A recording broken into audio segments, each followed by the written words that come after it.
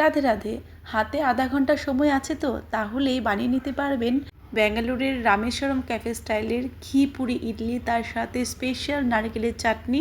Idli mould ছাড়াই 30 ইডলি বা থালা ইডলি, ঘন্টার পর ঘন্টা চাল ডাল ভেজানোরও ঝামেলা ছাড়াই। যেহেতু আজকে আমি বানাচ্ছি ইনস্ট্যান্ট ইডলি, তো এর জন্য প্রথমে আমি এখানে নিয়েছি 2 কাপ সুজি, প্লেন সরুদানা সুজি। তার সাথে নিয়েছি এখানে 1 কাপ টক দই, আর এটা আমি ঘরে পাতা ফ্রেশ টক দই ইউজ করেছি।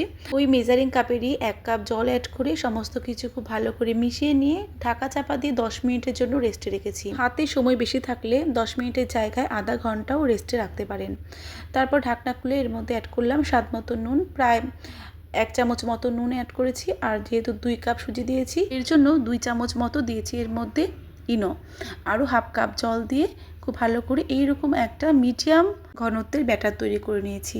আর আজকের এই ইডলিগুলো আমি মোল্ড ছাড়াই এরকম প্লেটের মধ্যে বানাবো। তো এর জন্য একটা কলা পাতা বসিয়ে উপর থেকে অয়েল ব্রাশ করে প্লেটগুলোকে রেডি করে নিয়েছি। কলা পাতা না দিলেও কোনো অসুবিধে নেই, কেবলমাত্র অয়েল ব্রাশ করেও কিন্তু প্লেটগুলোকে রেডি করে নেওয়া যাবে। এবার এগুলোকে স্টিম করে নেব। বড় পাত্রের মধ্যে জল দিয়ে একটা বাটি উপর করে রেখেছি, আর একের পর এক থালাগুলোকে আমি এরকমভাবে সাজিয়ে নিয়েছি। মাঝখানে দুটো করে যে কোনো স্টিক ইউজ করে গ্যাপটাকে মেনটেন করতে হবে যাতে একটা প্লেটের সাথে আরেকটা প্লেট লেগে না যায়।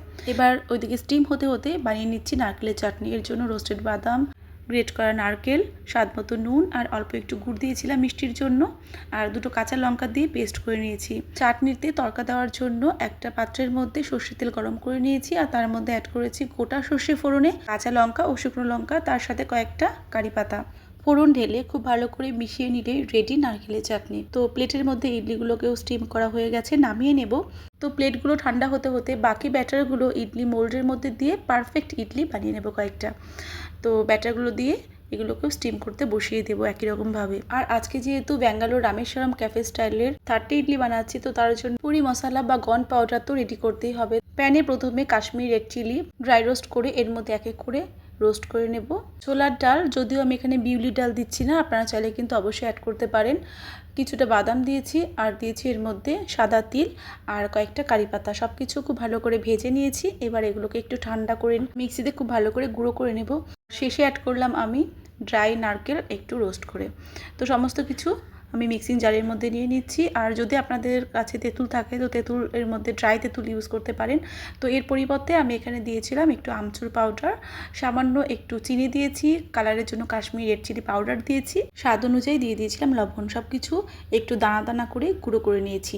একটু ঘিয়ের সাথে বাটার মেল্ট করে নিয়েছি। আর এবার চলুন সেই স্পেশাল থালিটা রেডি করে নিই। আর একটু ট্র্যাডিশনাল লুক দেওয়ার জন্য আমি এখানে কলা পাতা ইউজ করেছি।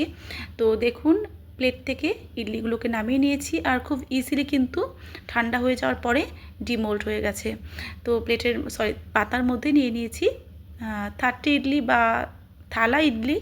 আর এবার নিচ্ছি যে ইডলিগুলোকে আমি মোল্ডের মধ্যে স্টিম করেছিলাম সেগুলোকে নিয়ে নিয়েছি। ইডলিগুলো দেখে নিশ্চয়ই বুঝতে পারছেন যে এটা কতটা সফট আর জালিদার হয়েছে। আর পারফেক্ট রামেশ্বরম ক্যাফে স্টাইলের ইডলিগুলোকে সার্ভ করার জন্য ওপর থেকে কিছুটা আমি ঘি দিচ্ছি, মেল্টেড ঘি। আর আমি কিন্তু ঘিয়ের মধ্যে দুটো বাটার কিউব দিয়ে মেল্ট করে নিয়েছিলাম। আর যেহেতু বাটারের ফ্লেভার আমার কাছে বেশি পছন্দ, তো তার জন্য ঘিয়ের সাথে দুটো বাটারের কিউব অ্যাড করেছিলাম। আপনারা চাইলে শুধু ঘিও অ্যাড করতে পারেন। তো ওপর থেকে কিছুটা পুরি মশলা ছড়িয়ে দিয়ে আমি এরকমভাবে একদম পারফেক্ট রামেশ্বরম ক্যাফে স্টাইলের 30 ইডলি সার্ভ করে দিলাম, সাথে নারকেলের চাটনি দিয়ে। আর দেখুন ইডলিগুলো কতটা সফট হয়েছে, একদম তুলোর মতো নরম স্পঞ্জি হয়েছে। আর আপনারা চাইলে কিন্তু এত সব চাটনি বা মশলার ঝামেলা যদি না করতে চান, সেক্ষেত্রে শুধু টমেটো সস কিংবা যে কোনো ঘরে থাকা চাটনি দিয়েও ইউজ করতে পারেন, দারুণ লাগবে। আর যাদের ঘি বা বাটারের প্রবলেম আছে আপনারা স্কিপ করতে পারেন, কোনো অসুবিধে নেই। আমার কাছে ভেজানো চাল ডালের ইডলির থেকেও এরকমভাবে বানানো সুজি আর টক দইয়ের ইডলিটা কিন্তু বেশি ভালো লাগে। আর আমি শুধু টক দইয়ের মধ্যে ডিপ করে ইডলি খেতেও কিন্তু ভীষণ ভালোবাসি। আপনারাও ট্রাই করে দেখতে পারেন, আশা করি ভালো লাগবে। আমি প্লেটের মধ্যে ইডলি সার্ভ করেছি, তার সাথে শরবত বানিয়েছি। যেহেতু শাশুড়ি মায়েরা বিহার গেছিলেন, গুরুদেবের জন্মস্থান বিহারের বক্সার, তো সেখান থেকে জার্নি করে ফিরেছেন। মায়ের কাছে তো শুধু ইডলি খেতেই নাকি অনেক বেশি ভালো লাগছিল। তো দেখুন মা মাসিরা কত সুন্দর করে রিভিউ দিয়ে দিল। তো বাড়িতে বানিয়ে জানাবেন কেমন হলো। রাধে রাধে।